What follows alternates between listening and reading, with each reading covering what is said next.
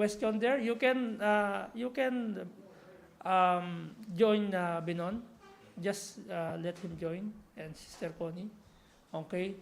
How should believers give to grow in the grace of giving? Okay. I already give that. How to give, why to give, how much to give. Okay. In Tagalog, paano dapat magbigay ang mga mananampalataya upang lumago sa biyaya ng pagbibigayan. Okay, so meet your groups. Okay, I hope leaders,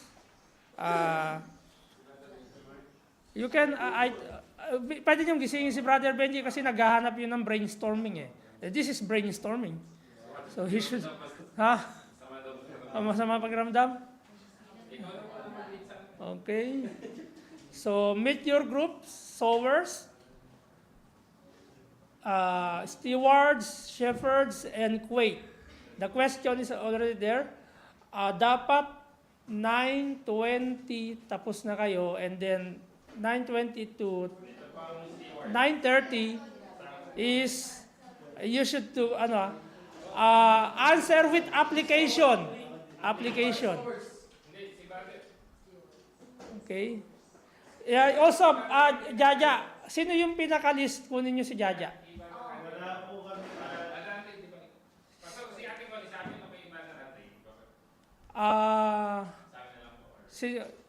Kung marami kayo, pwede naman siya sa iba. Sino yung pinaka-list? Okay? Discuss with your group. Again, there is no perfect, just follow the thoughts, okay, the questions. Hindi ito para ma-pressure kayo, but at least read the passage, okay, and then answer the questions, and then application. Okay? 9:20, dapat tapos na po tayo, and then 9:20 to 9:30 ay magkaroon kayo ng spokesman to discuss the answer, your answers and applications. Okay? So Brother Benji and the brethren in Kuwait, you can make your group, and then you can assign spokesman. Okay? Pwede naman ang spokesman ay babae din. Okay? Pwede ang spokesman babae. Okay? Spokesperson. Ha?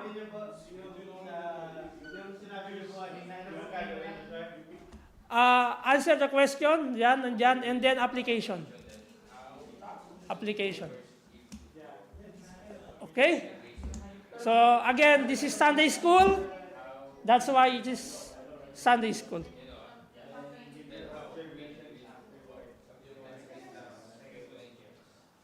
I hope try to ask Preacher Benji Serapion if he is available. If he can do. Chapter 8 to 9.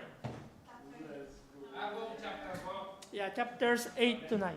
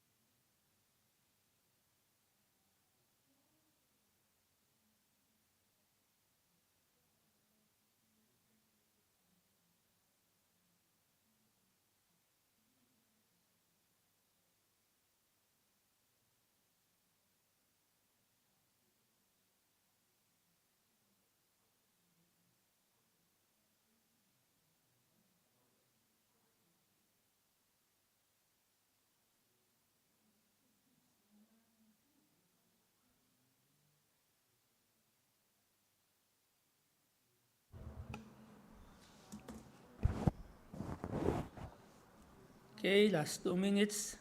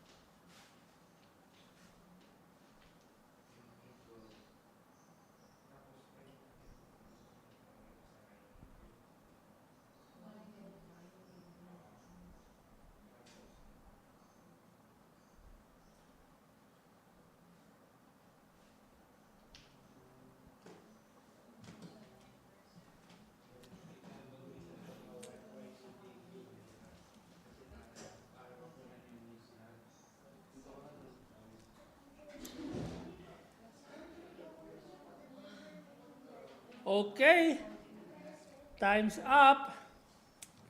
Time's up. Let us see what you got. Okay, with your group discussion. Okay? So, unahin natin ang, let's call first the group of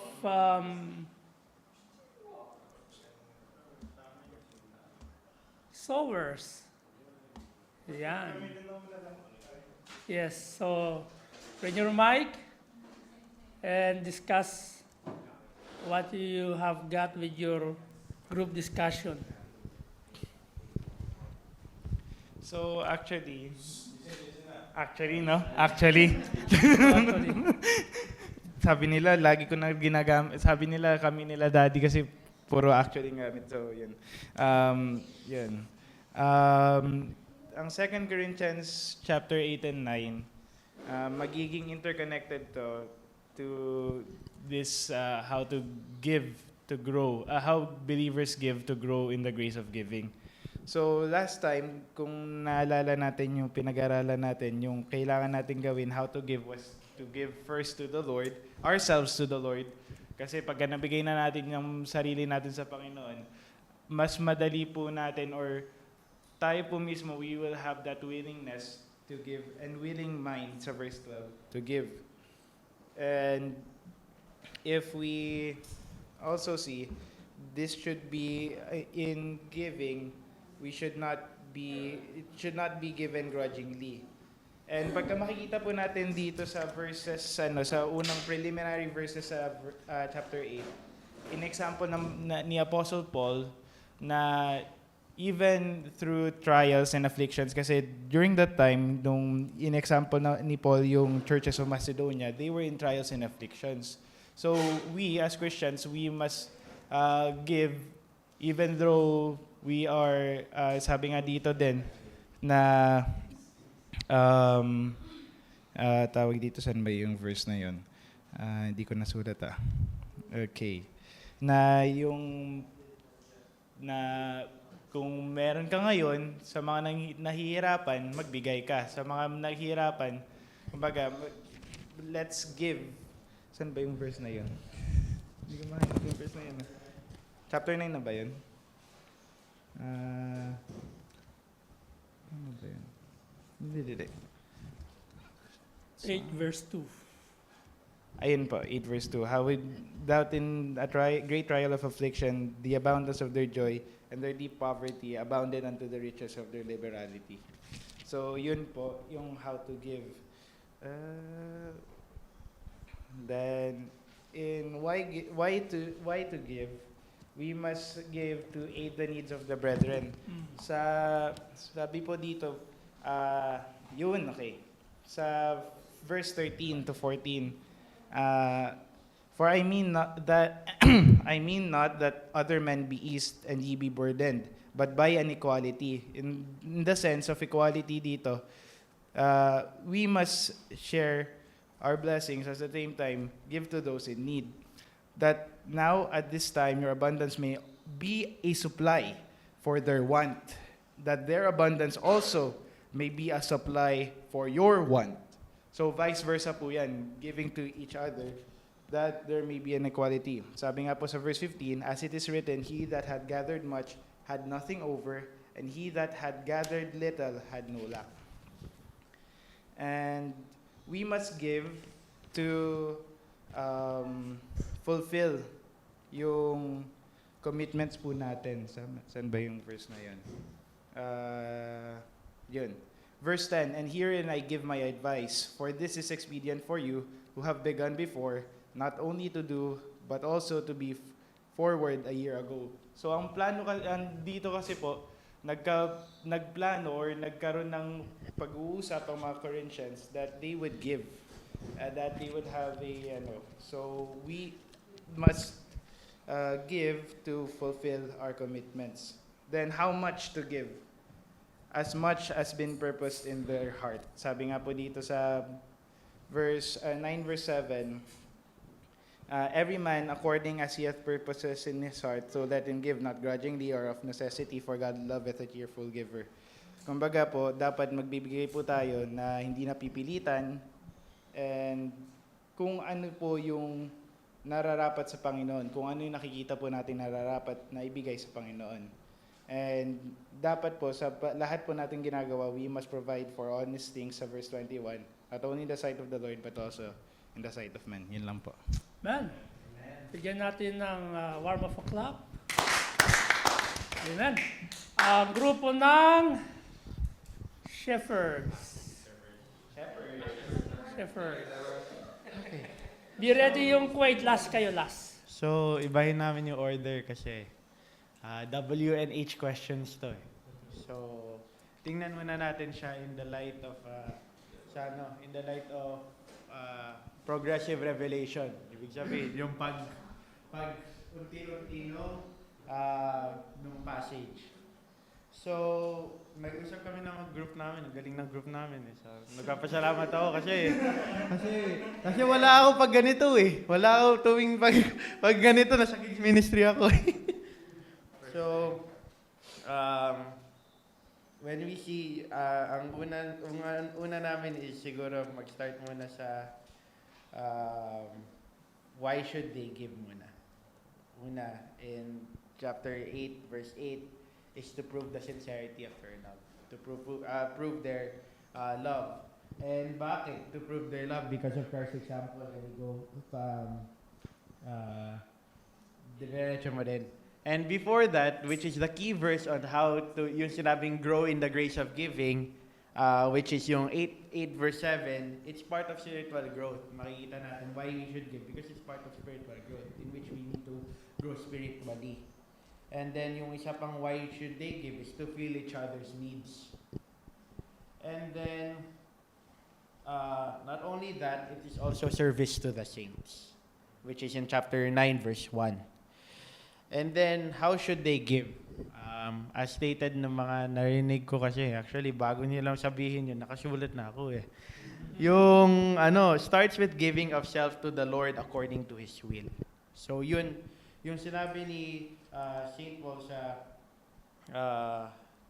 sa yung example, in terms of the example of the Church of Macedonia, na they gave themselves first to the Lord. In terms of giving, and para it will relate on how much they should give eh. And then not only that, it should be with a desire, it should be with initiative. Dapat volitional siya, and dapat dahil nga since desire siya, you will prepare it. If you desire something, you will prepare it. And not only that, it should be of the heart. Ngayon, i-explain natin kung bakit heart. How much should they give kung it is of the heart? So, sabi, ang makikita natin is from the Macedonian example, bago sabihin na, in example, kasi nagbigay muna si Paul ng illustration bago siya bigay ng payo eh. Bago siya magbigay ng exhortation and ano. And makikita natin sa example ng Macedonians is ang binigay nila is what should be how much should we give, 'di ba? Should they give? Should be of what they can. Okay? What they can and more than what they can, which we could see that in verse tawag dito. Chapter 8 verse 3. Sapagkat aking pinatotohanan na sila ay lalong nagkusa ayon sa kanilang kakayahan at higit pa sa kanilang kakayahan. So, yon. Ngayon, higit pa sa kakayahan nila. So, pwede akong mag-rob para magbigay lang. No. Sabi dyan, verse 12, according to that a man hath not what he hath not. So, which is, good observation ng isang namin, adoptee namin. Ate Jaja. Actually, hindi ko na napansin 'yon, pero ibig sabihin, other than that, should be what they can and more of what they can. Oh, pero at the same time, yung more of that they can, ibig sabihin kung ano yung meron ka. Not yung wala ka. Okay? And then not only that, it should be according to his heart. Paano naman according to his heart? Nakita natin dapat dapat kung ano yung kaya nila and more than what they can. Bakit? Because they gave themselves wholly to the Lord. Because they submitted themselves to the Lord's will. So they have the heart to give. So if you have, hindi ibig sabihin, pag pumunta ka dyan, kung ano lang yung change ko, ibibigay ko. But rather, since nakikita natin doon in that area of giving, na what they can yon because they gave themselves to the Lord. So, in terms of application po, kasi yun yung So, for us believers, we should remember that our giving is service to the saints. It's for our spiritual growth. It is for our, it is for us to fill each other's needs.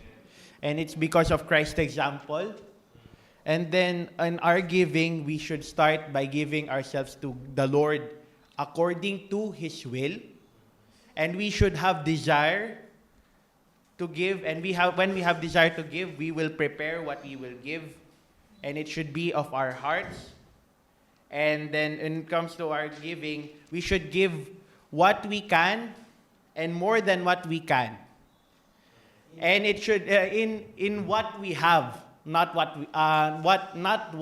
we don't have. So yun po. And, yan. Grupo ng steward. Tapos na nandun na lahat. Sinabi na lahat. So madadagdag na lang kami.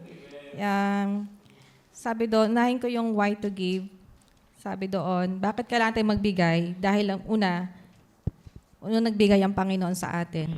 He gave His life to us para magkaroon tayo ng salvation. So, yun yung pinaka, tawag doon, yung ating pagbabasihan na ating pagbibigay. Dahil ang Diyos ang una nagbigay. And how to give, actually marami. How to give, first, sa chapter 8, verse 5, first, una natin ibigay yung ating mga sarili sa Panginoon. Kasi kung hindi natin ibibigay sa sarili natin, paano ibibigay pa natin yung ating mga pag-aari sa Panginoon? Kung ating sarili mismo, hindi natin kayang ibigay. So, and pangalawa, kailangan may willingness, yung willing mind sa pagbibigay. Kasi kung hindi ka willing magbigay, hindi mo magagawa. And how much to give?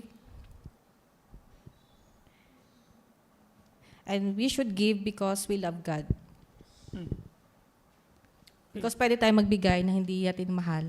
Wala tayong pagmamahal. Pero dahil nga binigay ng Diyos yung kanyang sarili sa atin, dapat yung pagmamahal na yon ang magiging motibo natin sa pagbibigay sa Kanya. Then, how to give pa is, yung detail ng how to give is, we should give personally. Every man, sabi doon sa chapter 9, verse 7, pag tayo magbibigay, Dahil nga, una yung sarili natin, by tayo yung sarili natin magbibigay, hindi ipapaabot, hindi pabibigay, o pakihulog, hindi. Tayo mismo mag-o-offer ng ating giving. Then, according as He purpose set in His heart, kailangan, ano yung purpose ng puso natin, ba't tayo magbibigay? And not grudgingly. And out of necessity. Hindi dahil kailangan lang na magbibigay tayo. Kailangan talaga nandun yung root, yung love, pag magbibigay tayo. And how much to give? Ang sabi doon sa verse, saan ba yun? Sa verse, chapter 8 then, verse 2, verse 12. Kung bibigay tayo, how much? Kung ano yung meron tayo, paano tayo pinagpala ng Panginoon, doon tayo magbibigay. Kung paano tayo pinasagana ng Panginoon, doon tayo magbibigay. Although minsan, gusto natin magbigay kahit wala tayo, that is desire ng puso natin, ipag-pray natin. Pero kung pag pinagpala tayo ng Panginoon, dapat ibalik natin sa Kanya kung ano yung pagpapalang binigay niya sa atin. Yun lang po. Okay, thank you very much. Now let's call the Kuwait brethren. Sino ang inyong person? Zebedee. Yeah. Go ahead, brethren Kuwait. Yan. And after this, let's have a break. Okay?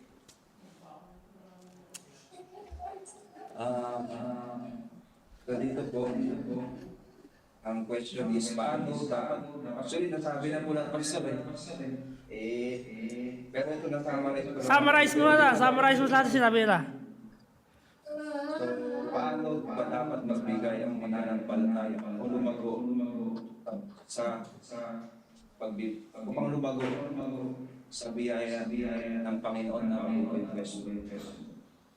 So dito po, meron tatlo po akong points.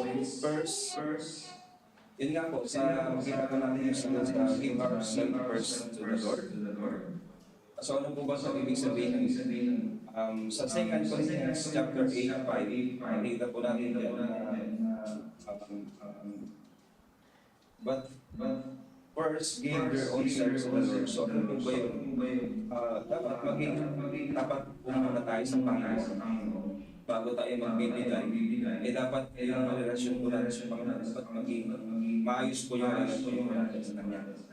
And why we need to give first ourselves to the Lord? Because God's love us first. Yun po yung truth. Because God's love us first. Ano po yung love na yun? Yung salvation po, diba?